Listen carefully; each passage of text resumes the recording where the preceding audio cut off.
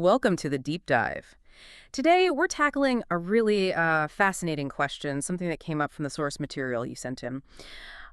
Why is it that some incredibly knowledgeable, really capable people seem to consistently struggle financially, while, others just seem to build wealth almost effortlessly? Yeah, it's a big question.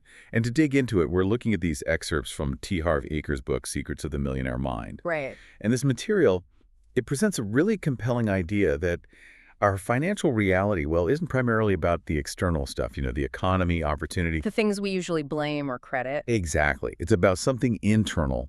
Eker, he calls it a money blueprint or maybe a financial thermostat that's programmed deep down in our subconscious mind.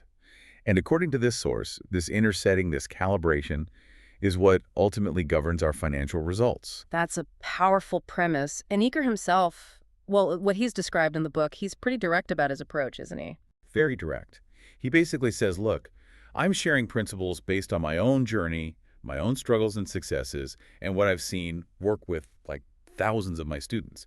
But, and this is key, he specifically tells readers not to just believe him blindly. Right. He challenges you to test it. Yeah, test these principles out for yourself. See if they work in your own life. So our mission here really is just to unpack exactly what the source material says. We want to explore Eker's framework as he lays it out, understand the concepts, and, look closely at the stories and examples he uses to illustrate these ideas. Okay, so we're here strictly to understand the content of this text, what it claims. Absolutely. We're looking at this specific text and the connections it draws between our inner psychological world and our outer financial outcomes. It's really about understanding the map Eker presents here, not, validating or arguing with the territory itself. Got it. Okay, let's get into it then. Where does this journey begin according to Eker's own story in the source? How did he get onto this path? Well, he talks about starting multiple businesses. This was back in his 20s. Hmm. And by his own admission, he felt he had, a lot going for him, potential, smarts, drive. But despite all that effort, Mm. the results were just, well, frustratingly poor. Mm. He actually describes them as discouraging, dismal, or worse. That's exactly the kind of puzzle we started with, someone with apparent potential but getting these poor results. How did he explain that disconnect for himself? Well, the text says a turning point came when a wealthy friend of his father observed this pattern. And the friend's insight was actually pretty simple. He basically said, look, if you're not achieving the financial success you want, it just means there's something fundamental you don't know. Okay. And the friend suggested that if Eker really wanted to make more money, the crucial step, the real key, was to study and then actually copy the thinking patterns of rich people. Ah, copy their thinking. So that's where it shifts, isn't it? From focusing on external actions to looking at the internal state. Precisely. That conversation, it seems, was a major turning point. It led Eker to really dive deep into studying not just what successful people did, their strategies and actions, but how they thought. How they thought about money, about wealth, about themselves, about the world. And he also started studying the workings of the human mind itself. Okay. And following that path, the source says he went on to achieve significant business success himself. Most notably, he built this chain of fitness centers that did really well. He eventually sold half his shares in that business for, I think it was $1.6 million. Wow. And that success then allowed him to transition into consulting and training, basically sharing the principles he felt he'd discovered. So the core realization for him is that this psychological piece was just absolutely fundamental. And the source gives us a kind of model for this, right? Yeah. This manifestation process. It does, yeah. It starts with the principle that you see in a lot of self-improvement stuff. Thoughts lead to feelings, Yep. feelings lead to actions, and actions lead to results. TFA is RR. Right, that basic flow. Thoughts create emotions, emotions drive actions, actions get results. Pretty standard. It's a widely accepted idea, yeah? Yeah. That your thoughts trigger emotions, which in turn drive what you actually do. And those actions produce the outcomes you experience in your life. But like you said, Eker expands on this. He adds that crucial layer you mentioned right at the start. The P. Exactly. The formula in the source becomes PT est FA equals R. And that P stands for programming, or, past conditioning. The argument in the text is that our past experiences, what we were taught, what we saw, what we heard when we were young, actually create our foundational thoughts about things like money. Ah, So Okay. that programming dictates the thoughts, which then lead to the feelings, the actions, and ultimately the results. So the thoughts themselves aren't really the starting point. They're actually a result of something deeper, something earlier. Exactly. And this is where he brings in that computer analogy. If you want to change the results the computer's spitting out, you often need to go back and change the program that's running inside it, right? Makes sense. And according to the source, this money blueprint, this financial program, is largely set in our subconscious mind. It's running automatically most of the time, completely beneath our conscious awareness. Which really explains why, as the source points out, just having all the knowledge and skills in the world, well, it isn't necessarily enough, is it? Yeah, this is a critical point Eker makes. The source tells this um, quite striking story about a 63-year-old man. Apparently, he was incredibly knowledgeable about business and finance, had an MBA, read countless books, attended seminars, tried all sorts of venture stocks, real estate, different businesses. He sounds like he should have been successful. You'd think so. The source says he had more financial knowledge and skills than like 10 average people combined. Yet, despite starting out with energy and all this know-how, he consistently ended up broke, time and time again. And the source says he was devastated by this, felt useless, stupid. Oh, man. That's heartbreaking, and it perfectly illustrates the problem this book is trying to tackle, doesn't it? All the external doing just wasn't working because of something internal, the being. Precisely. His big realization, the profound insight he had, as shared in the source, was that all his external efforts, all that knowledge and action, were basically being sabotaged by his internal plan. His money blueprint just wasn't set for success. Right. So the source concludes, pretty bluntly, that if your internal blueprint isn't calibrated for wealth, you will, frustratingly, struggle or fail, regardless of how much knowledge or how many skills you acquire. Yeah. It just won't stick. It's like trying to drive with the emergency brake pulled up, isn't it? You've got the engine, you've got the driving skill, maybe, but there's this unseen force just holding you back. That's a really good analogy. Yeah. And this leads directly into that concept of the financial thermostat or a financial set point. The source basically says that each of us has a specific setting programmed into our subconscious for our typical financial level. This setting could be calibrated for, say, an income in the thousands, maybe it's set for millions, or, tragically, it could even be set below zero, keeping someone in a constant state of debt. And this internal dial, this thermostat, it just keeps us hovering around that level. According to the source, yes. It operates just like the thermostat in your house. If the temperature of your finances goes above the setting, the system your subconscious kicks in to cool it down. You'll find ways to spend it, lose it, maybe make a bad investment, give it away, get rid of the extra money somehow. Subconsciously, of course. Subconsciously, yeah. And if your finances drop below the setting, the system tries to warm it up. You might, suddenly generate a bit of extra income, find just enough to get by, but often it happens inefficiently or in ways that ultimately just maintain that overall low setting. The subconscious blueprint, it says, works tirelessly to bring you back to its programmed comfort zone. The source uses Donald Trump as a kind of famous example of someone with a really high financial thermostat. It does, yeah. The text points out that Trump, despite facing huge losses at times, reportedly losing billions, actually managed to not only recover, but to surpass his previous wealth relatively quickly. And the explanation offered in the source is that his internal thermostat wasn't set for just millions or even hundreds of millions. It was apparently set for billions. So losing everything didn't fundamentally change his internal capacity or that underlying programming for operating at that massive level of wealth.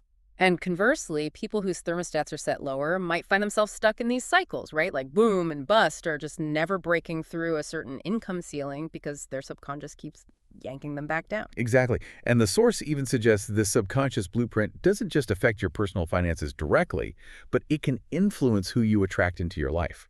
For instance, someone with a low financial set point might unconsciously attract partners who have complementary patterns. Maybe another low earner, or maybe an overspender. Which reinforces the pattern. Yeah, and it helps maintain that overall familiar financial state, however uncomfortable it might feel on a conscious level. It's a powerful idea almost unsettling, really, that this invisible internal programming could potentially be the single biggest driver of our external financial destiny. It is. It positions the internal world as primary. Okay, so if this blueprint is so central, so powerful, the obvious next question is, how on earth does it get programmed in the first place? Where does it come from? The source identifies, I think, three primary ways this happens, starting with what it calls verbal programming. Right. Verbal programming. This refers to basically everything you heard about money, about wealth, about rich people, especially when you were a young child.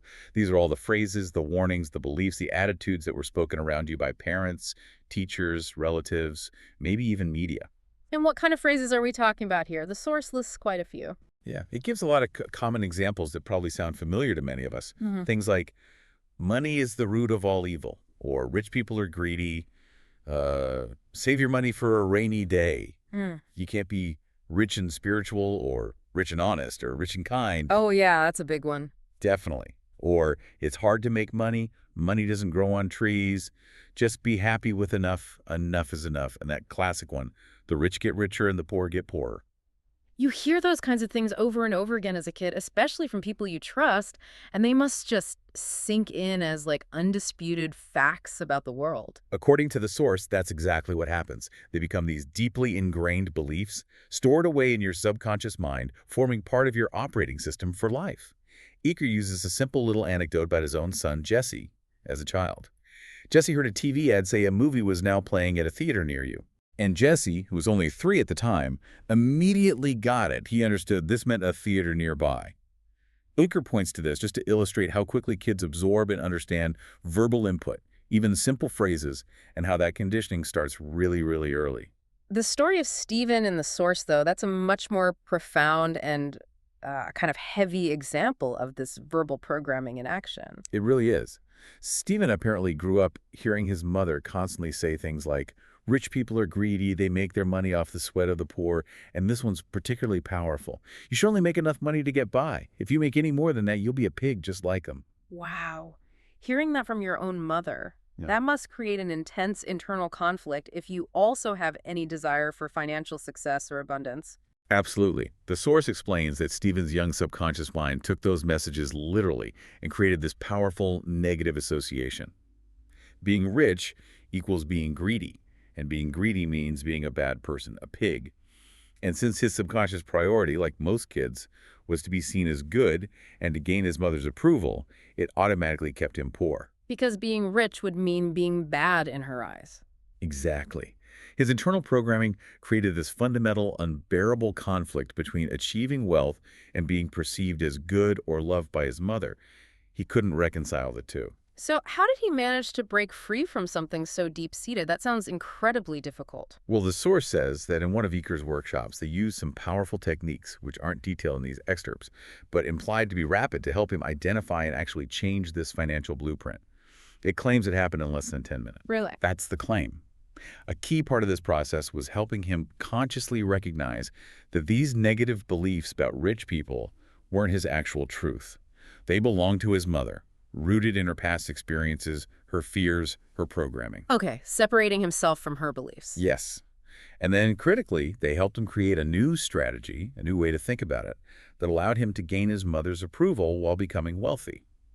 He needed to find a way his subconscious could see wealth and approval as compatible. And what was that strategy? The source reports that he ended up deciding that if he became wealthy, he would buy his mother a beautiful house right on the beach in Maui, Hawaii. Wow, okay. And apparently he did it.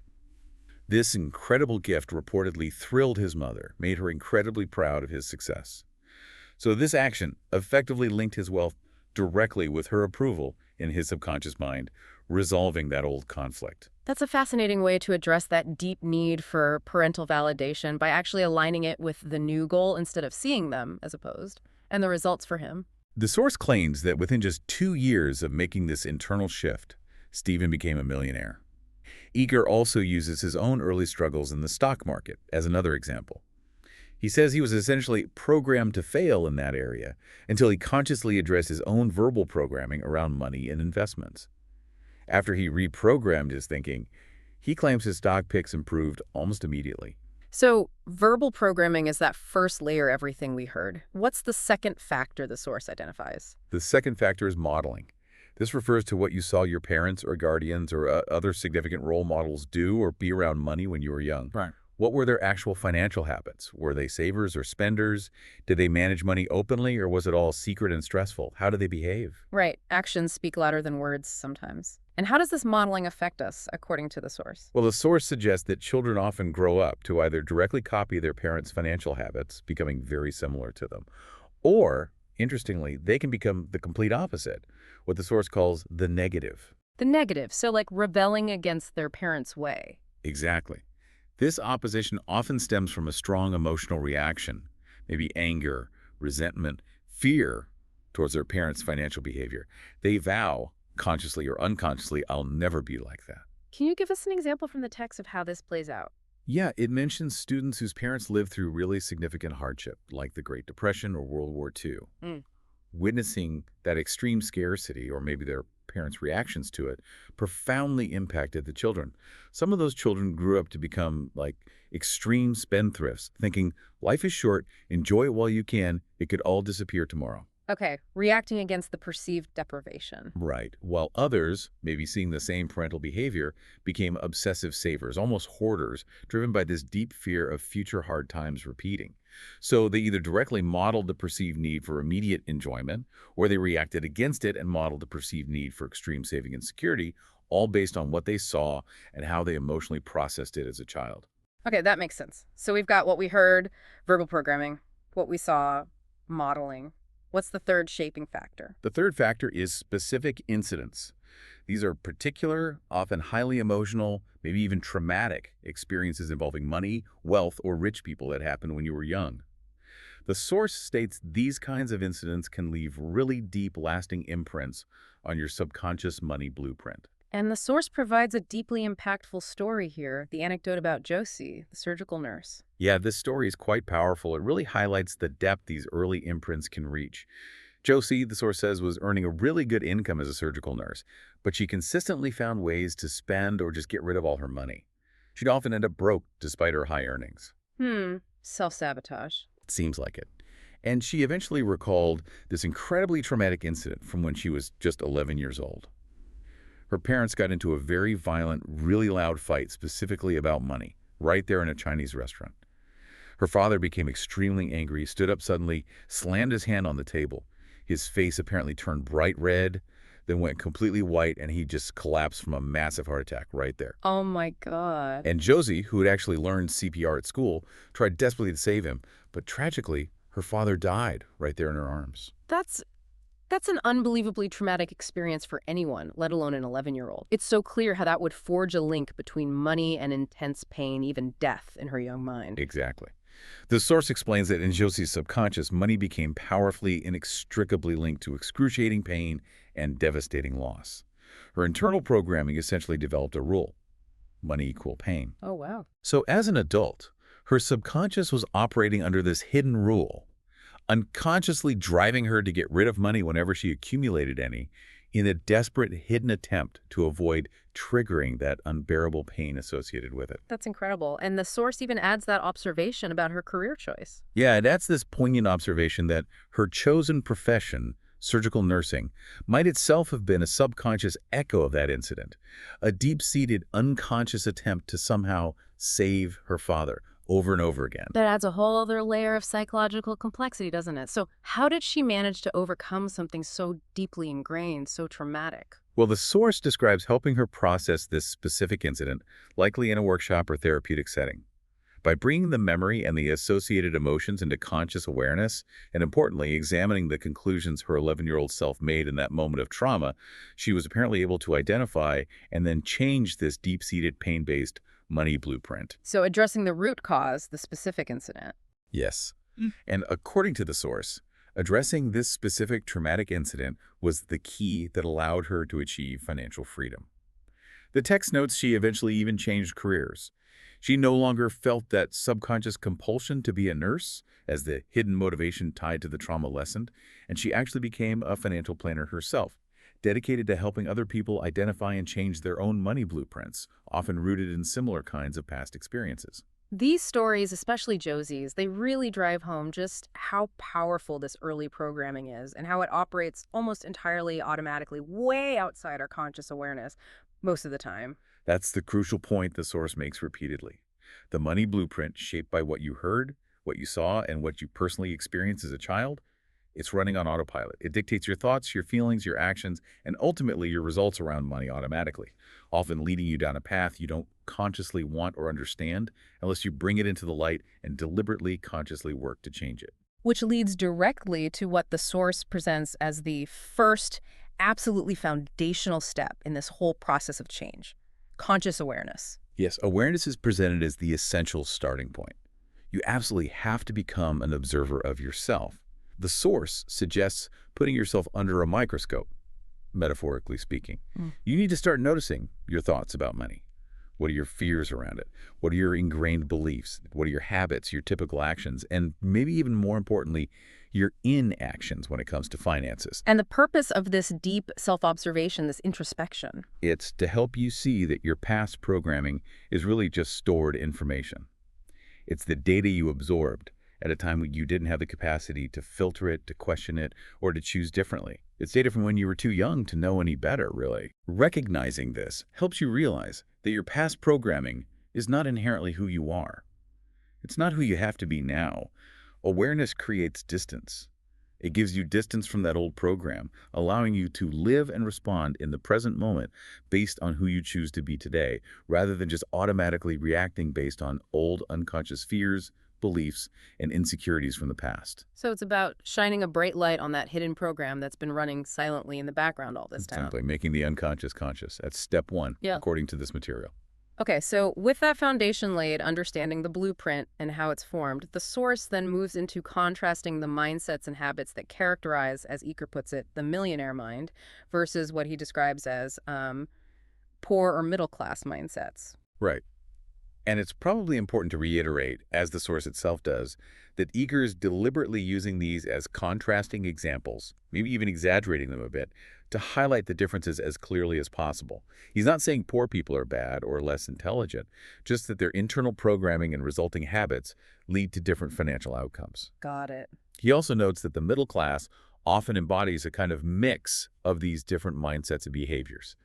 So the focus here is really on understanding the thinking patterns and the actions as they're described in this text, these contrasting approaches. Understood. So based purely on this source material then, what's the first big difference in mindset that he highlights?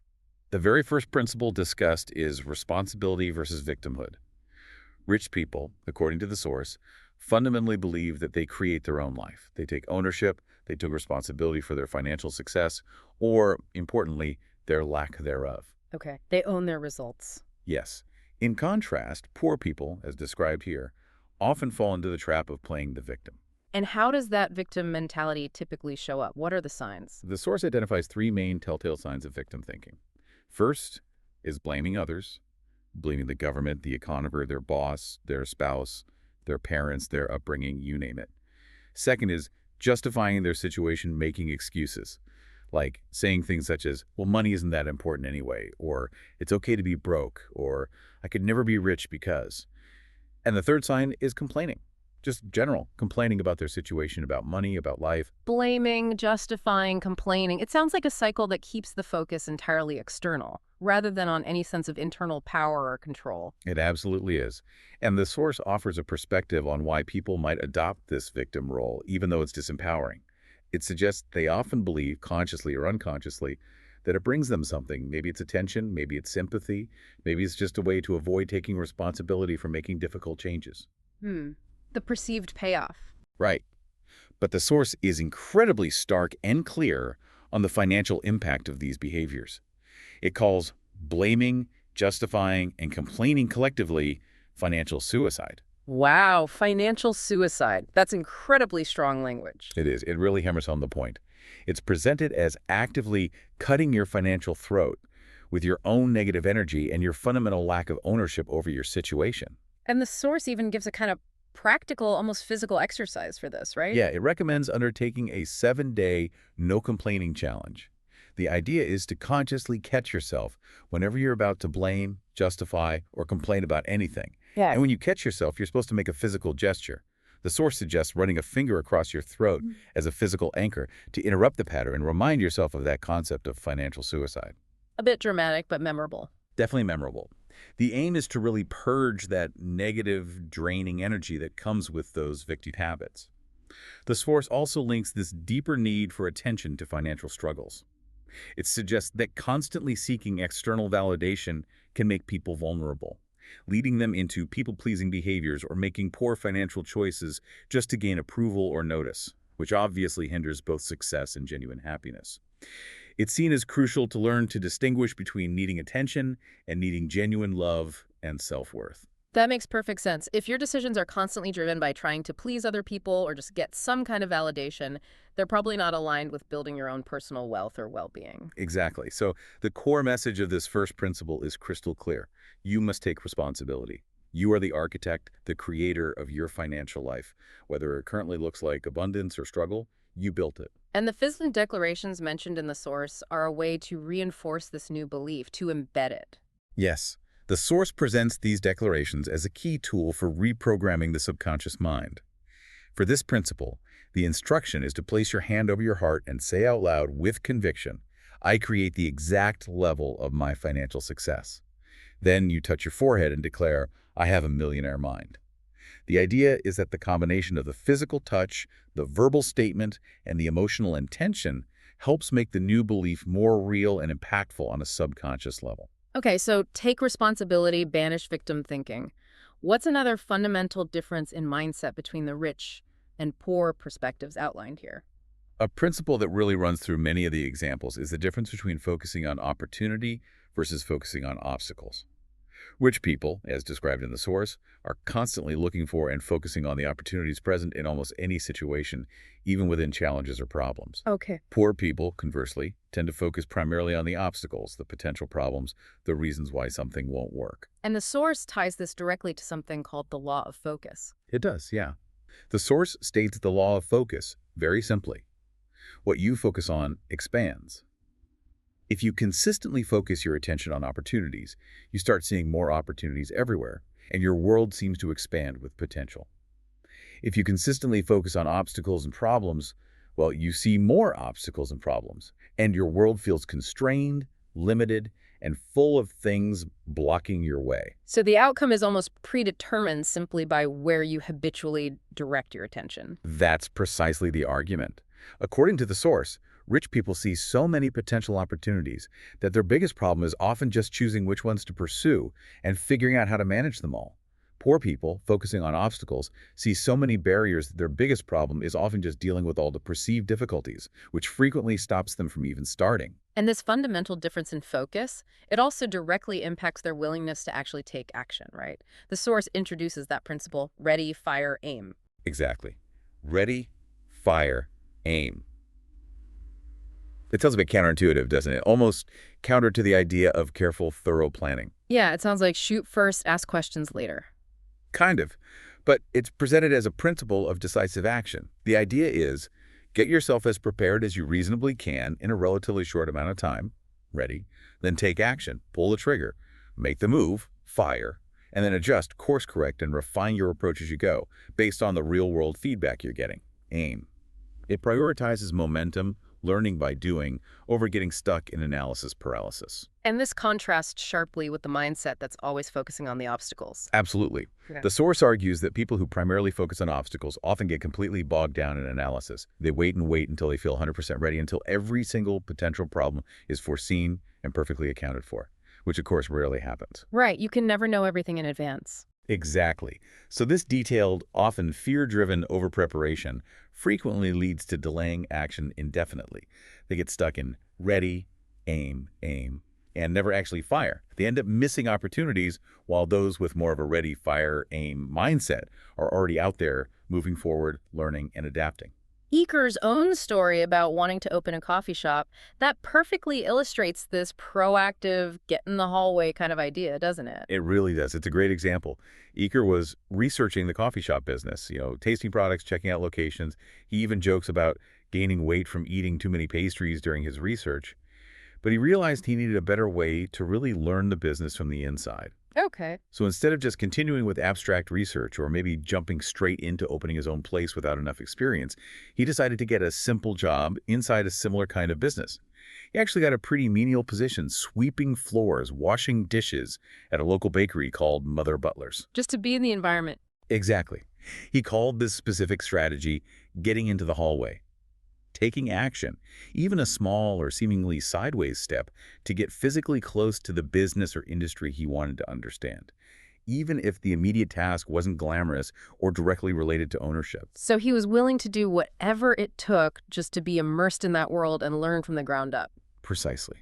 And while he was working there, soaking up how the bakery business ran, he was also apparently selling some fitness equipment on the side, just to make extra money, selling it to local sports stores. And he started noticing that the fitness sections in these stores were often really poorly stocked, disorganized, just not well done. An unexpected observation. Totally unexpected. It wasn't what he initially set out to find by working at the bakery, but his openness, his willingness to take action, being in the hallway, allowed him to see an opportunity he probably wouldn't have noticed otherwise. And that unexpected opportunity, that observation about the fitness sections, that's what led to his first big success. Yes, according to the source. That insight into the retail fitness equipment market sparked the idea that led him to open one of the very first retail fitness store chains in North America. And that business, the source says, was where he made his first millions. Wow. So the key lesson from this anecdote, as presented in the source, is take action. Get into the hallway of where you want to be, even if it's imperfect action. Be open, observe, and opportunities will often reveal themselves in completely unexpected ways. Don't just sit around waiting for the perfect plan or perfect conditions. That's a really powerful illustration of focusing on opportunity and being willing to act, even imperfectly, and learn as you go. It is. And the declarations provided to reinforce this principle are hand on chest. I focus on opportunity rather than obstacles. Then again, hand on chest. I get ready, I fire, I aim. And finally, hand on forehead. I have a millionaire mind. The suggested action step is pretty direct. Pick a situation or project you've been wanting to start but maybe procrastinating on. Set aside the hesitation and overanalysis, and just begin now with whatever you have from wherever you are. And, if possible, consider starting by working for or maybe partnering with someone who's already experienced in the field you're interested in, just to learn by being in the hallway. Right, learn from the inside. Okay, another really striking difference in mindset the source highlights is how rich people, or those with a millionaire mind, view other rich people. Yes, this is Principle 7 in the source material. Admiring versus resenting the rich. Rich people, the source states very clearly, tend to admire and even bless other rich and successful people. Poor people, on the other hand, often harbor resentment, envy, or negative judgments towards them. And why is resenting the rich considered such a big problem in this framework? It seems like a common enough feeling. Well, the source is very direct about the consequence. It argues that if you resent something or someone, you energetically cannot attract it into your own life. Resentment is framed as this powerful negative energy that actively repels wealth. Therefore, resenting rich people is presented as one of the absolute surest paths to remaining poor yourself. You can't become what you despise. That's a strong claim. Yep. Eker shares some personal experiences that seem to shape his own view on this pretty significantly. He does. He talks about driving his expensive car, a Jaguar, through poorer neighborhoods and noticing distinctly hostile reactions, other cars aggressively cutting off, people literally throwing things at his car, even instances of vandalism when parked. He interpreted this directly as outward expressions of resentment towards wealth itself. Yeah. He also recounts a more internal moment, catching himself feeling this flash of resentment while watching Oprah interview Halle Berry about her, I think it was $20 million movie deal. He recognized that negative feeling bubbling up, maybe jealousy or thinking that's too much. But he consciously chose, right then and there, to immediately shift his mindset. He mentally chose to bless Halle Berry and wish her even more success. And he notes feeling an immediate positive shift in his own energy, feeling better, more expansive, less contracted. And his later experience when he actually moved to a wealthy neighborhood, that seemed to contradict some of his own earlier, maybe unconscious negative assumptions about rich people. Yes, definitely.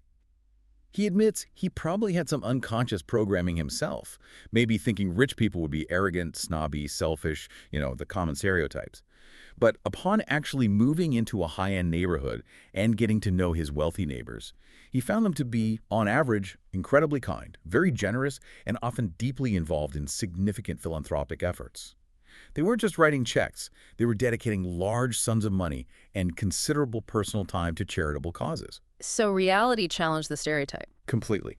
This direct experience, he says, totally dismantled his previous ingrained belief that all rich people are bad or inherently greedy. So the source argues that holding on to that kind of negative belief about the rich is a major obstacle to becoming wealthy yourself. Absolutely. It's presented as a huge internal block. And the antidote, according to the source, is to actively, consciously practice admiring, blessing, and maybe even loving rich and successful people. Practice it, like intentionally. Intentionally, yes. The logic presented is that this conscious practice helps reprogram your subconscious mind. It trains you to associate wealth with positive feelings, admiration, acceptance, blessing, so that when you eventually become wealthy, your subconscious believes you will also be admired, blessed, and loved by others, rather than being resented or attacked. This removes a significant, often hidden, internal barrier to achieving wealth. That's a really powerful reframing. It's about changing how you feel about wealth in general, not just your own potential wealth. Exactly. And the source links this directly back to that core principle of modeling success. The quickest and easiest way to create wealth, it claims, is to learn how rich people think and act, and then to copy their internal and external strategies. But obviously, this only works if you're genuinely open to learning from them and adopting their ways, which resentment fundamentally prevents. It really stresses the importance of adopting the specific actions and, maybe even more importantly, the exact thinking patterns described. And it specifically tackles that common, sometimes deeply ingrained belief that you can't be both rich and a good person, or rich and spiritual. Yeah, the source dismisses this pretty colorfully as a silly Italian sausage belief, just a nonsensical, limiting idea. It asserts firmly that many, if not most, of the wealthiest people Eker personally knows are also among the most honest, kindest, and most generous individuals he's met. It directly challenges the notion that money inherently corrupts or is incompatible with good character. Okay. Moving on from how you view others, what's another key difference in behavior or mindset the source highlights? Principle 8 addresses promotion. Rich people, it states, are willing and able to promote themselves and their value effectively.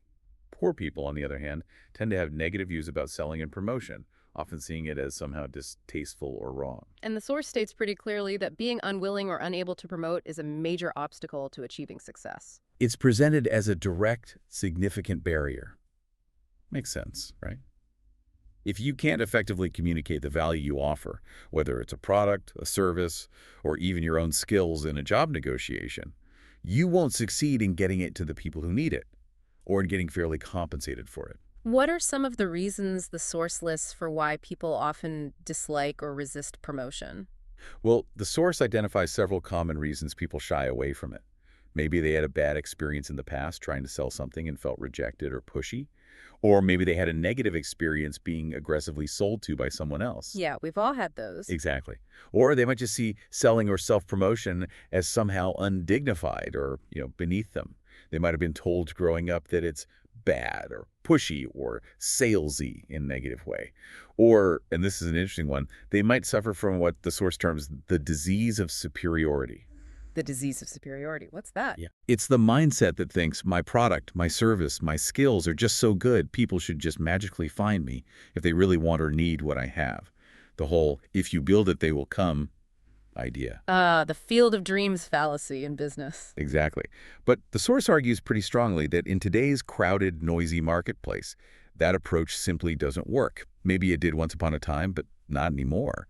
You need to proactively make people aware that you exist, that your product or service exists, and clearly communicate the value you offer. They won't just stumble upon you. So what does the source suggest as concrete action steps to overcome this resistance to promotion and become more effective at it? 2 main steps are recommended. First, you need to honestly evaluate the product, service, or value you're actually promoting.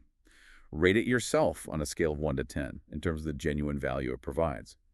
The source says if you sincerely rate it a 7 or higher, then you have something truly valuable that you should feel confident and enthusiastic about promoting. If it's a 6 or below, however, the source is quite blunt. You need to either significantly improve it so you do believe in it, or just stop offering it and find something you genuinely believe provides excellent value. Because you can't effectively promote something you don't truly believe in yourself. Exactly. Your lack of conviction will come through. The second step is to commit to learning marketing and sales skills. This isn't about learning to be manipulative or pushy. It's about learning effective, ethical ways to communicate value, understand customer needs, and build relationships so you can become a confident and successful promoter of the genuine value you offer. So it's about having genuine value plus developing the skill to articulate and deliver that value effectively. Okay, what about the flip side of giving value, receiving value? Yes, this leads to Principle 10. Receiving versus being poor receivers. Rich people, the source claims quite strongly, are excellent receivers. Poor people, on the other hand, tend to be poor receivers. And the source goes as far as to say this issue being a poor receiver is possibly the #1 reason most people don't reach their full financial potential. Yes, it's highlighted as perhaps the single biggest internal obstacle for many people. The source links this difficulty with receiving very closely to underlying feelings of worthiness, or rather, unworthiness. Right, feeling like you don't deserve good things. Exactly. But the source challenges the very concept of inherent worthiness or unworthiness. It argues that worthiness is ultimately just a story you tell yourself, a meaning you assign. You are the only person who decides if you are worthy or not, and your life will tend to reflect that inner story, that belief. The universe, the source argues, doesn't operate on judgments of worthiness. It doesn't put a worthy or unworthy stamp on you. It simply operates on principles like cause and effect, supply and demand. So the power to feel worthy, and therefore the ability to receive, is entirely internal. It's a choice we make. That's the argument presented. And the source really emphasizes the negative consequences of being a poor receiver, not just for yourself, but for others too. When you refuse a gift, deflect a compliment, or reject help, you're not just impacting yourself. You're actually blocking the giver's positive energy and intention, which can make them feel bad or unappreciated. I hadn't thought of it that way. And more importantly, from the source's somewhat metaphysical perspective, you are effectively training the universe or a higher power, whatever you believe in, not to send you things. You're broadcasting the message, nope, I'm closed for business, don't send good things my way. So if you're not open, things just can't flow to you. They get blocked. Precisely. The source uses this analogy of rain falling on the earth. Money, it says, is like the rain. It's neutral. It doesn't inherently care where it falls. But if one part of the ground is hard, dry, and non-absorbent, representing poorer receivers who are closed off, the rain must flow elsewhere. It pools on the ground that is soft, wet, and open to receiving, representing the good receivers. This is presented as another underlying reason why the rich tend to get richer and the poor stay poor. The rich are simply more open to receiving the flow. That's a really interesting visual. And this principle, this ability to receive, it extends beyond just money, right? Oh, absolutely. The force emphasizes that being a good receiver is a holistic trait, a way of being. If you practice being more open to receiving money, it tends to naturally open you up to receiving more good things in all areas of your life, more love, more peace, more joy, more opportunities, more fulfillment. It invokes that powerful principle again. How you do anything is how you do everything. So if you're blocked in receiving money, you're likely blocked in receiving other good things too. That's the suggestion.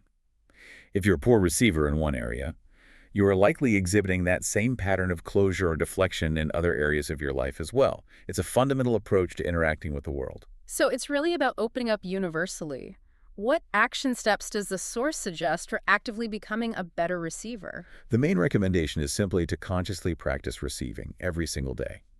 This can involve simple actions, like getting genuinely excited and appreciative when you find money, even if it's just a dollar bill on the street or a few coins in your pocket.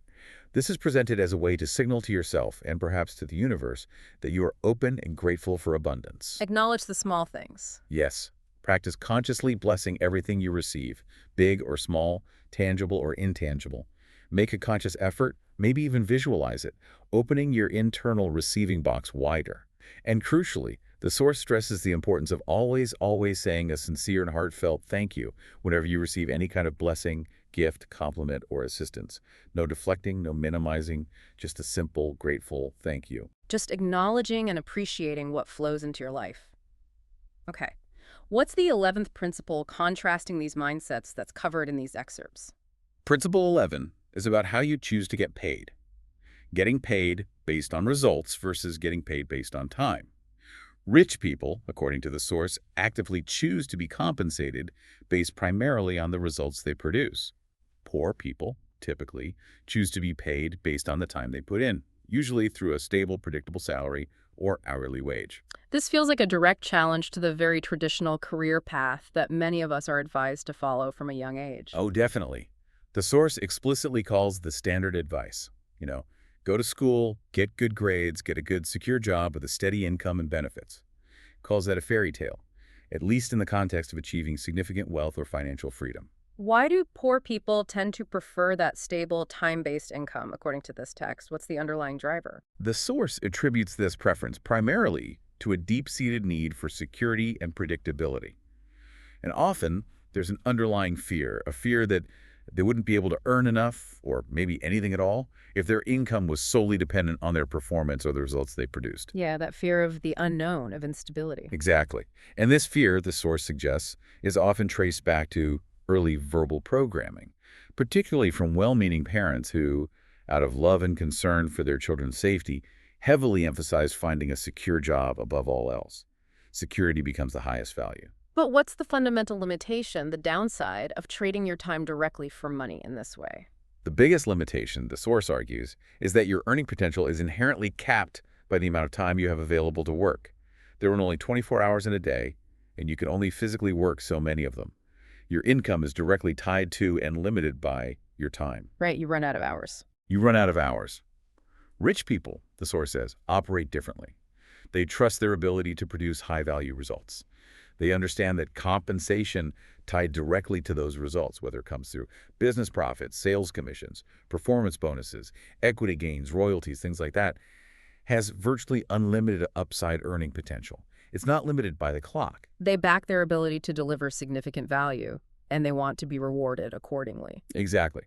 They have faith in their capacity to perform and generate outcomes that justify higher, potentially unlimited compensation. So these suggested action steps here involve actively seeking out or creating situations where your income is based, at least in part, on your performance and results. Okay.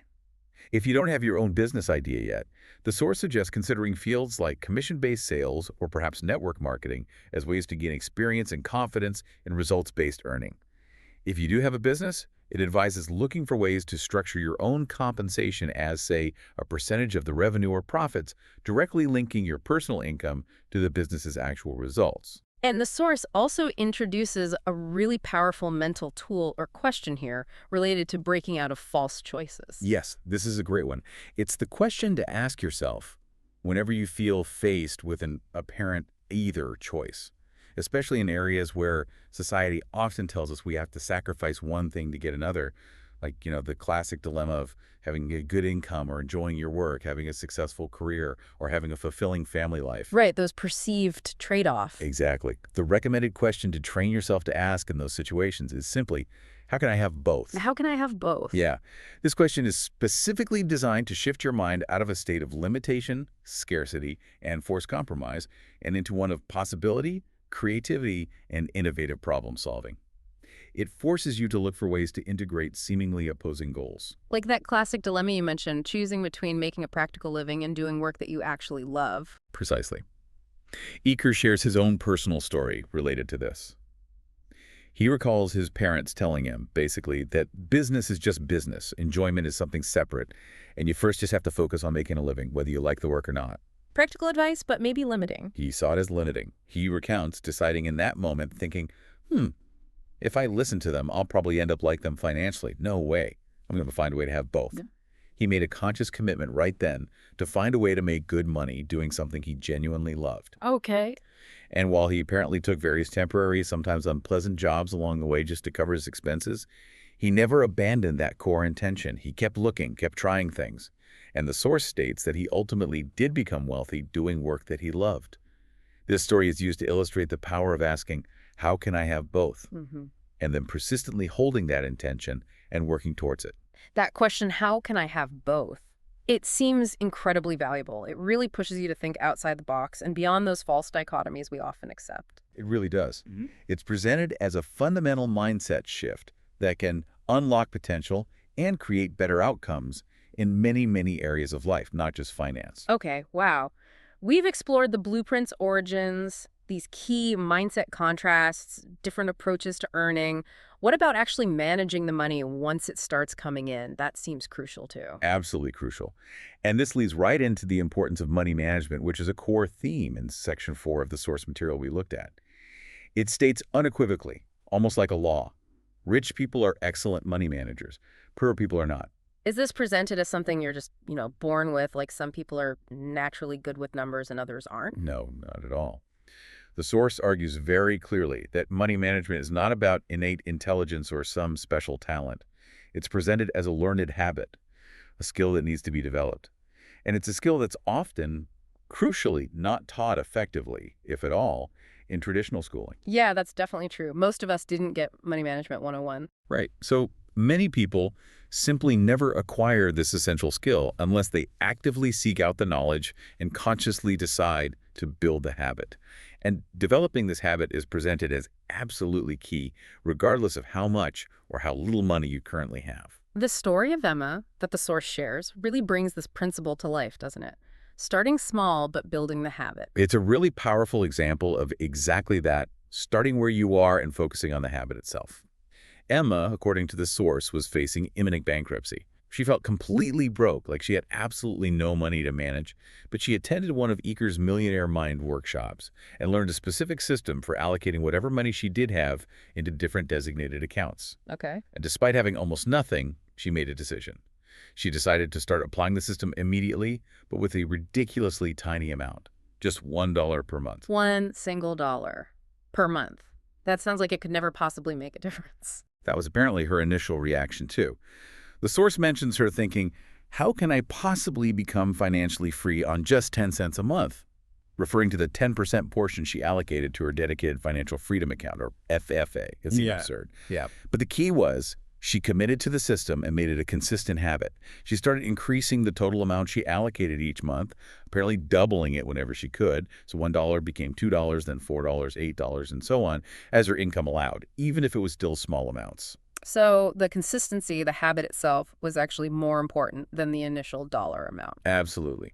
The source really emphasizes that the system provides the structure, but the habit of managing your money, no matter how little, is the absolute foundation.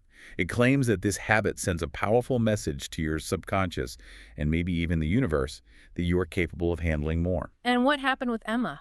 The source says that after 2 years of consistently applying this management system, starting from a point of near bankruptcy with just that single dollar, Emma was completely debt-free and had managed to accumulate $10,000 in her financial freedom account, primarily from a bonus she received at work. Wow, $10,000. Yeah, and critically, the source points out, because her money management habits had fundamentally changed over those 2 years, she didn't need that bonus money for urgent bills or debts anymore. She had control. She could actually allocate that $10,000 towards her long-term financial freedom goals as the system intended. That's a truly inspiring example. It really shows how starting small, even ridiculously small, but being incredibly consistent with the system can create dramatic, life-changing results over time. It really demonstrates the power of the habit itself. The source outlines this principle of allocating your money into different accounts as essential.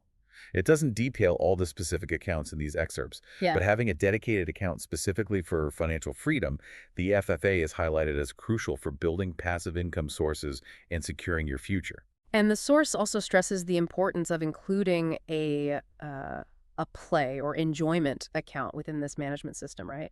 It's not all about saving and investing. Yes, this is presented as a really key piece, and it reflects the source's view that people are whole beings, not just financial robots. If you only focus on saving, investing, being responsible, delaying gratification constantly, the part of you that naturally craves fun, enjoyment, spontaneity, and immediate pleasure will eventually feel deprived and neglected. And then it rebels. That's the warning in the source. This deprivation will often lead to that part of you rebelling, subconsciously sabotaging your overall financial efforts. You might suddenly go on an uncontrollable spending spree, make impulsive, poor decisions that undo all your careful saving, or just feel miserable and quit the whole plan. Yeah, that makes sense. And what about the other extreme? If you only spend and indulge? Well, if you only indulge, spend freely, and neglect saving or managing your money responsibly, then the responsible, security-seeking part of you will likely create constant feelings of guilt, anxiety, and stress. Or it might even manifest situations where you simply can't enjoy your spending because you're constantly worried about bills, debt, or having no safety net. So you need balance. Exactly. The source argues that truly effective money management requires balancing both sides of our nature. You need disciplined saving and investing for the future, and you need to consciously, intentionally allow yourself to enjoy some of your money in the present without guilt. Having a dedicated play account is the mechanism suggested for ensuring this balance. The Christine Closer testimonial that's mentioned in the source, that seems to reinforce the impact of starting this saving habit, regardless of income. Yes. Christine Closer's story highlights that principle of saving a set percentage, like 10% consistently, regardless of whether your income is high or low that month. But committing to this regular saving practice, even when income fluctuated, she reported experiencing a significant positive impact on her business, mentioning a 400% growth in 1 year, and also successfully paying off her debts. It just reinforces that core idea. The habit of managing and saving, even with a relatively small percentage, can somehow catalyze larger positive financial shifts. And the ultimate goal of this whole management system, the end game as presented in the source, is achieving what it calls financial freedom. Yes, that's the target. The source defines financial freedom very specifically. It's the point where your passive income becomes sufficient to cover your desired lifestyle expenses. Passive income being key there. Absolutely key. This means you are no longer dependent on earned income from a job or from actively running your own business just to survive or live comfortably. You reach a point where you have the choice and the freedom to work if you want to, maybe because you enjoy it, but you don't have to work for money anymore. And the source explicitly differentiates between those two forms of income that are relevant here. Right. There's earned income, which Oh. is the money you get from actively trading your time and labor, your salary, your wages, or the profits from your business that require your ongoing effort and involvement. This is important, the source acknowledges, especially initially, for filling your financial funnel, getting money flowing in. Okay. But then there's passive income. This is defined as income you receive without having to actively work for it on a continuous, ongoing basis. Now, these specific excerpts don't go into detail about what constitutes passive income, like investments, royalties, rental properties, etc. But the core concept is clear. Yeah. It's money earned without requiring your direct active labor. And the difference in focus here between the different mindsets regarding these income types. The source notes that people with poor or middle-class programming tend to focus almost exclusively on increasing their earned income. They work hard for raises, promotions, or maybe try to get a higher-paying job, but they often neglect the crucial steps of building passive income streams or effectively saving and investing the earned income they do receive. Whereas the rich mindset focuses on passive income. According to the source, yes. Rich people, or those aspiring to be, understand the critical importance of building passive income sources as the primary path to achieving true, sustainable financial freedom. They see earned income partly as seed money to create passive income. Which brings us logically to how we should actually measure wealth, according to the source. It's not just about income. Definitely not just income. The source strongly emphasizes that rich people focus on their net worth as the true, ultimate measure of wealth. And net worth is defined simply as the total value of everything you own. Your assets, cash, investments, property, etc., minus the total of everything you owe. Your liabilities, debts, loans, mortgages, etc. Assets minus liabilities equals net worth. Exactly. Poor people, the source says, tend to focus only on their earned income, their paycheck. And why is net worth considered the much better, more accurate indicator of true wealth? Because, as the source points out, you can have a very high earned income, make a lot of money per year, but still have a very low net worth, or even a negative one if your spending is also incredibly high and you accumulate significant debt along the way. Think of like high-earning doctors or lawyers who live lavishly but are drowning in debt. Right. Income flows in, but it flows right back out again, or even faster. Precisely. Income is what you earn. Net worth is what you actually keep and accumulate over time. And the source ties this directly back to that wealth principle we mentioned earlier regarding focus. Where focus goes, energy flows, and results show. So, by consciously deciding to focus your attention on tracking and increasing your net worth, you actively cause it to grow. Is that the idea? According to this principle, yes. The very act of focusing your attention and energy on that specific metric, your net worth, naturally leads you to make decisions and take actions that are aimed at increasing it. You start thinking more about acquiring assets, reducing liabilities, investing wisely, managing expenses better. all because your focus is on the bottom line, the net worth figure. And the source claims this principle is universal. It does. It states this principle applies everywhere in life. Whatever you consciously choose to focus on and measure consistently tends to improve or increase, simply because you're directing your energy and attention there. You manage what you measure, and you tend to increase what you consistently focus on. That makes intuitive sense. It does seem logical. Okay, wow. We've covered a ton of ground already. The blueprint's origins, these key mindset shifts, strategies for earning, managing money, focusing on net worth. But even with all this knowledge, actually implementing it, taking the necessary action, that can be incredibly difficult for people. What does the source identify as the biggest internal obstacle that stops people from taking action? Yes. This is probably the elephant in the room for so many people when it comes to making changes. Plain old fear. Fear, doubt, and worry. The source argues pretty forcefully that the single biggest difference between rich people and poor people, when it comes right down to taking action, is this. Rich people are willing to act despite their fear. Poor people allow fear to stop them dead in their tracks. So it's not that wealthy people don't experience fear. They feel it too, but they just handle it differently. They don't let it paralyze them. That's the core distinction presented. It's not about being fearless. It's about courage acting in the face of fear. The source even references the title of Susan Jeffers' famous book, Feel the Fear and Do It Anyway. Right. And it directly critiques the common approach many people take, which is waiting for the fear to somehow magically disappear before they take action. The source states very clearly, very bluntly, that this is a strategy that leads to waiting forever. Fear is a natural human emotion. It's part of our survival mechanism. It's unlikely to ever vanish entirely, especially when you're stretching yourself or trying something new. So you'll be stuck in place indefinitely if you wait for the fear to completely pass before you make a move. You'll be waiting a long, long time. Right. The source introduces this concept, apparently from the Enlightened Warrior training camp, which is one of those advanced experiential trainings mentioned later. The idea is that a true warrior doesn't try to kill the cobra of fear, nor do they try to run away from it or ignore it. Instead, they learn to tame it. Tame the cobra. Okay. Means you recognize the fear, you acknowledge its presence, maybe even respect the signal it's sending, but you don't allow it to control you or prevent you from moving forward toward your goal. You manage it. And this relates directly to the concept of the comfort zone, which is a big theme here. Directly, yes. The source makes a very powerful statement. Your comfort zone equals your wealth zone. Or maybe better put, your comfort zone equals your opportunity zone. All real growth, all significant achievements, and certainly all significant wealth creation, according to this framework, happen outside of your current comfort zone. Meaning, if you insist on staying comfortable, you simply won't get rich. Is that the bottom line? That's the explicit argument presented in the source. Rich and successful people, it claims, are constantly actively working to expand their comfort zones. They deliberately push themselves into new situations, learn challenging new skills, take actions that feel uncomfortable or awkward at first.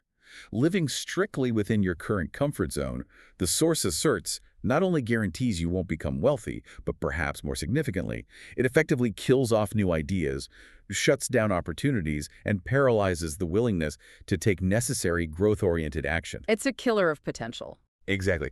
The source even makes the point that while no one has ever literally died from being uncomfortable, staying rigidly within the comfort zone has effectively killed the potential, the opportunities, and the necessary actions for vast numbers of people. It keeps them small. The arrow breaking exercise that's mentioned, that sounds like a very physical metaphor for this exact principle, doesn't it? It is. It's presented as a tangible experience of this.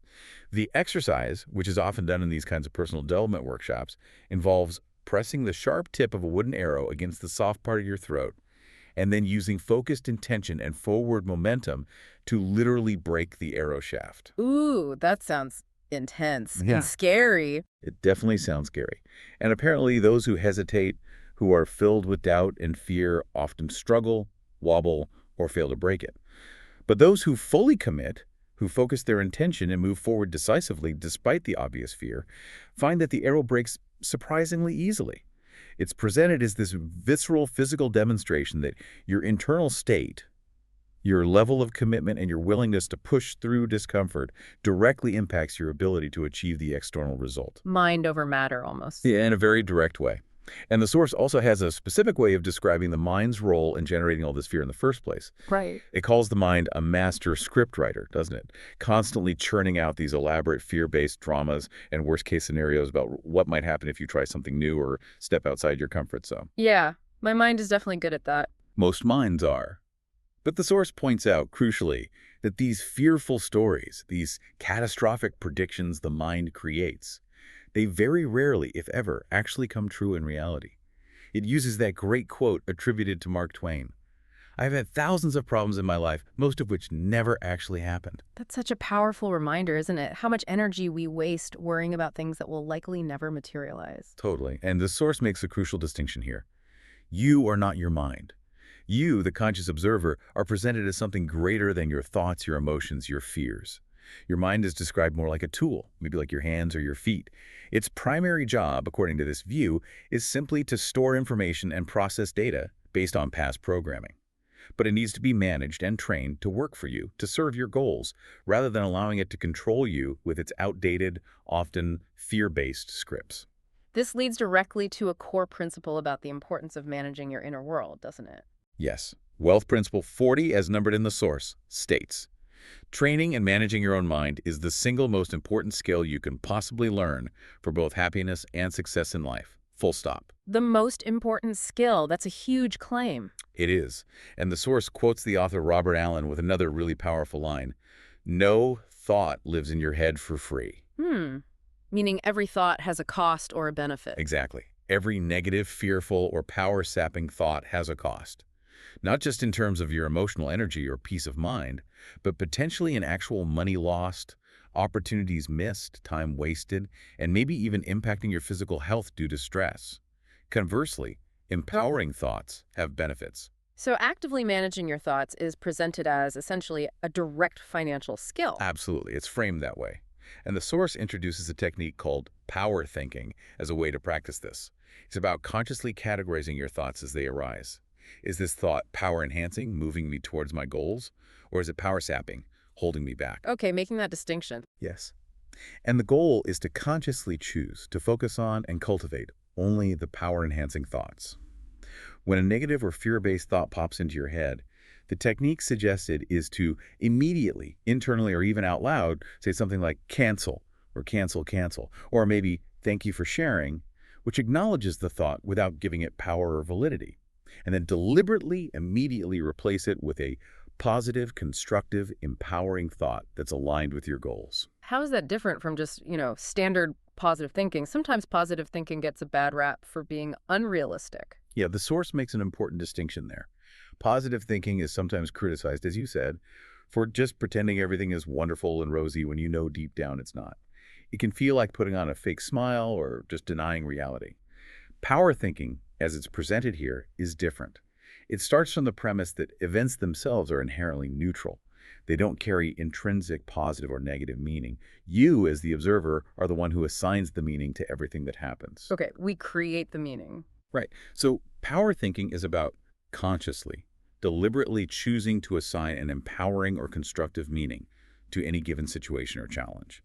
It's about focusing on the lesson learned, the opportunity for growth, the potential positive outcome, or simply the most constructive path forward, rather than just passively hoping things are okay or denying that problems exist. That feels like a much more active and grounded approach, choosing your perspective intentionally rather than just trying to paper over negativity. It is presented as a more active, choice-driven process. So, the action steps suggested for developing this skill include practicing power thinking daily, making it a conscious habit to monitor and redirect your thoughts, and also, as we mentioned, actively practicing getting out of your comfort zone regularly in small, manageable ways. Like the examples you gave earlier. Yeah, simple things like starting a conversation with a stranger if that feels uncomfortable, Yeah. asking for something you wouldn't normally ask for, like a discount, a raise, or help. Maybe waking up an hour earlier than usual if you're not a morning person, or doing something slightly adventurous or scary that pushes your boundaries, like maybe walking in the woods at night if that's something that freaks you out. The source also again mentions the Enlightened Warrior Training Camp as a place specifically designed to intensely train this inner strength, this willingness to act despite fear and discomfort through challenging experiential exercises. Okay, so it's about strengthening that muscle of acting despite fear and consciously managing the mind's negativity. What's the other crucial inner game principle that the source discusses related to achieving success? This relates directly to continuous learning and personal development. The source notes a stark contrast here. Rich people are deeply committed to constant learning and growth. They're always seeking new knowledge, new skills, new perspectives. In stark contrast, poor people, the source claims, often believe they already know everything they need to know. They tend to adopt a closed-off attitude that the source labels with the phrase, "I know that." Ah, the I know that mindset. And that's presented as a major barrier to It's progress. presented as a huge impediment, yeah. Yeah. Because if you genuinely believe you already know something, especially if your current results aren't great, then your mind is completely closed off to receiving any new information, different perspectives, or alternative strategies that might actually help you. You can't learn what you think you already know. Right, you shut down learning. Exactly. The source quotes the humorist Josh Billings here. It's not what we don't know that prevents us from succeeding. It's what we think we know that ain't so that is our greatest impediment. It implies that we often have to be willing to question our current assumptions and maybe even unlearn old, ineffective ways of thinking and acting before we can adopt new, more successful ones. Especially because the world is always changing, right? What worked yesterday might not work today. Precisely. The source emphasizes this idea that everything alive in nature is either growing or it's dying. There's no static state. And this principle, it argues, applies to individuals too. If you're not actively learning, evolving, and growing, you're effectively falling behind, becoming stagnant, maybe even metaphorically dying in terms of your potential. It uses another quote, this one from Eric Hoffer. In times of change, the learner shall inherit the earth, while the learned find themselves beautifully equipped to deal with a world that no longer exists. Wow, that's powerful. If you stop learning, you become obsolete. That's the implication. You fall behind. What about the common excuses people often have for not investing in their learning or personal development, like saying they lack the time or the money? Yeah, the source addresses those excuses head on. It basically dismisses them as being driven either by that limiting "I know that" mindset Yeah. or simply by having a low financial thermostat that keeps them feeling like they can't afford growth. It uses that pointed quote from Benjamin Franklin. If you think education is expensive, try ignorance. Ouch. Good point, though. It's a strong point. The source notes, somewhat observationally, that often the people who claim they don't need more training or say they can't afford it are precisely the ones whose current financial results indicate they need it the most. It sounds like another one of those potential vicious cycles, doesn't it? Where Yeah. the lack of results reinforces the excuses not to learn the very things that could potentially change those results. It certainly can be. The source stresses that if you want to change your financial results, you absolutely must learn how to play the money game effectively. You have to acquire the necessary skills in managing money, investing it wisely, and earning it in ways that align with wealth creation principles. Just doing the same old things with the same old mindset and expecting different results is, as the famous saying goes, pretty much the definition of insanity. But the source also offers a really powerful message of hope here by stating that success with money isn't some kind of innate talent that only a few people have. Yes, this is captured very clearly in Wealth Principle 42, which states, "Every master was once a disaster." I like that one. It's memorable, isn't it? The source firmly asserts that success with money is a learned skill, just like playing the piano or learning to ski. If other people can learn it, you can learn it too. The anecdote about the Olympic skier is used here as an analogy. Apparently, he started out as the absolute worst skier among all his friends, but through consistent practice, dedicated coaching, and a relentless commitment to learning and improving, he eventually became an Olympic master. So the same principle applies to money skills. That's the argument. Anyone can learn to become successful with money through study, practice, mentorship, and persistence. It's learnable. And that ties into a really interesting framework the source presents near the end, the fundamental difference between a being versus having approach to success. Yes, this is a significant reframing of the typical way people often think about achieving goals. The poor or middle-class perspective is often described in the source as following this sequence. If I have enough money, or resources, or time, or luck, then I can do the things I want, like start that business, travel the world, be more generous, and then I will finally be successful or happy or fulfilled. It's a have-do-be sequence. Right, wait until you have the resources, then act, then you become the person. That sounds pretty standard. It does. But the rich perspective, as presented in the source, completely flips this sequence. It's If I am the right kind of person, meaning I cultivate the successful mindset, the habits, the character, the skills, then I will naturally be able to do what is necessary. Take the right actions, manage money effectively, spot and seize opportunities, promote value, and then I will inevitably have what I want, including the money and the lifestyle. It's a be, do, be, have sequence. Ah, okay. So it's about cultivating the inner state and the identity first, which then naturally enables the right actions, which in turn leads to the desired results or possessions. Exactly. You become the person capable of generating the results first. And the source makes a really surprising, almost profound statement here. It argues that the true purpose of setting a goal like getting rich isn't actually just about accumulating a large pile of money. Really? What is it then? The deeper purpose, the source suggests, is about the process itself. The process of striving to become rich forces you, compels you, to grow into the best, most capable, most resourceful, most disciplined version of yourself that you can possibly be. Personal development, the source states quite boldly, is the ultimate purpose of all purposes. Wealth, in this view, becomes almost a byproduct or at least a vehicle for your self-improvement and for reaching your highest potential as a human being. Wow. That completely redefines the goal, doesn't it? The journey of becoming is actually more important than the destination of having, and the destination is really about who you become in the process. That's the perspective offered, yes. Success isn't just an amount in your bank account. It's presented more as a who type of person, with certain qualities and capabilities that you actively cultivate yourself to be. Eker uses his own transformation, as described throughout the book, as evidence that this kind of internal transformation is possible through conscious effort and dedicated training. So what's the concrete action step that the source recommends here to really embody this principle of continuous learning and actively becoming that successful person? The source gives a very specific practical recommendation. Dedicate a set portion of your income, ideally 10%, to a distinct training account or education account. This money is earmarked only for your personal and professional development. 10% just for learning. That's the recommendation. Money specifically for buying books, enrolling in courses or workshops, attending seminars, hiring coaches or mentors, basically. Anything that contributes directly to your learning, growth, and skill development. Having this dedicated fund, the source argues, ensures that you always have the resources available to actively combat that limiting, I know that mindset, and consistently fuel your ongoing evolution into the person who is capable of generating and managing increasing levels of wealth and success. A dedicated fund purely for self-investment, that's a really tangible application of the idea that growth is not just important, but absolutely crucial. It is. It makes continuous learning a non-negotiable part of your financial plan in your life. Okay, so we've really unpacked a lot here, the deep roots of our financial programming, these key contrasting mindsets and habits, strategies for managing money, and the critical importance of the inner game acting despite fear and committing to ongoing growth. What's the final message the source leaves us with regarding actually putting all of this into practice, moving beyond just reading or understanding?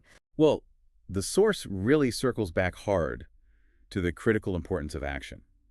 It stresses repeatedly that reading and understanding the concepts, like we've been discussing, is really just the starting line. It's necessary, but it's not sufficient. Real change, real transformation, and real-world financial success, according to this material, come only from actively applying these principles in your daily life. So it's not enough just to know it intellectually. You have to do it. Not at all. Knowing isn't enough. Doing is the key. The source emphasizes the absolute necessity of actually doing the various exercises and saying the declarations that are provided throughout the book and doing them consistently, ideally daily. This repetitive practice, this conscious application, is presented as what's required to effectively override the old, limiting subconscious programming and install the new, supportive Millionaire Mind blueprint. And the source anticipates that there will be internal resistance to actually doing these exercises, right? Oh yeah, it warns you explicitly. It says your subconscious mind, which is currently programmed for your existing, comfortable, even if that comfort zone is unsuccessful or unhappy state, will likely resist these changes. It doesn't like being disturbed.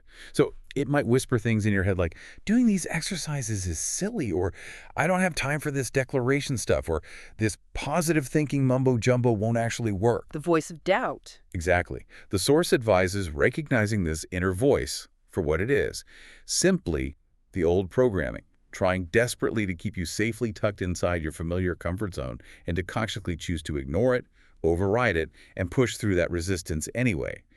Do the actions even if they feel awkward or silly at first. And the source also mentions, towards the end, various advanced training programs offered by Eker's company Peak Potentials Training as potential avenues for continued application and deeper growth. Yes. As described in the source material itself, these programs are presented as further opportunities for people who want to apply and deepen the principles discussed in the book. The Millionaire Mind Intensive is mentioned as the foundational course that covers these core concepts. Beyond that, the source lists a range of other programs like Quantum Leap, focused on reaching peak potential and removing obstacles. Guerrilla Business Intensive, teaching specific strategies for building wealth and passive income businesses. Train the Trainer, for those wanting to teach these concepts. Never Work Again, focused purely on creating passive income streams. The highly experiential Enlightened Warrior Training Camp, for building inner strength and overcoming fear through intense challenges. An Ultimate Leadership Camp, and an Ultimate Internet Boot Camp, focused on creating passive income online. And these are framed essentially as pathways for continued learning and, crucially, taking more action. Exactly. The source uses them as examples of how individuals can continue their journey of growth, implementation, and skill building. It reinforces that core principle that becoming financially successful isn't viewed as a one-time event or just learning some information. It's presented as an ongoing process of learning, applying, taking action, and continuously developing yourself. Okay. Well, this has certainly been a deep dive into a very specific and quite intense framework for understanding the connection between our inner psychological world and our outer financial reality, based entirely on the source material you brought to us. It really has. And it consistently highlights the source's core argument that your subconscious money blueprint, shaped so early in life by what you heard, what you saw, and what you personally experienced around money, is presented as the fundamental, often hidden driving force behind your current financial results. And the path to changing those results, as laid out very clearly in this material, is to first consciously become aware of that hidden programming. Then you have to actively challenge and work to change the limiting beliefs and habits, and simultaneously adopt the mindsets and actions described here as characteristic of successful people, things like taking 100% responsibility, focusing relentlessly on opportunities, learning to act despite fear, managing your money effectively, seeking results-based compensation, and committing absolutely to relentless, continuous personal growth and learning. That's the roadmap. And this inner work, this psychological shift, is presented as being perhaps even more crucial, more foundational than acquiring external knowledge or business skills alone. That's definitely the central message that comes through loud and clear from these excerpts. Yeah, absolutely. So, drawing this all together, here's a final thought for you, our listener, to reflect on, based purely on this deep dive into the material provided. If your current financial reality is, as this source strongly suggests, a direct manifestation and outer reflection of your internal money blueprint, what specific messages or examples you saw or incidents you experienced, perhaps from your own past, might have contributed to the specific programming that's currently running in your background? And then recognizing that awareness is just the first step. What is one concrete, maybe even slightly uncomfortable action you can commit to taking today despite any fear or resistance to begin consciously challenging or reprogramming that blueprint towards the financial future you truly desire? It really does seem to begin with that first, maybe uncomfortable step taken consciously despite the fear. Absolutely. That seems to be the recurring theme. Okay, that's it for this deep dive. We really appreciate you bringing us this thought-provoking material to explore.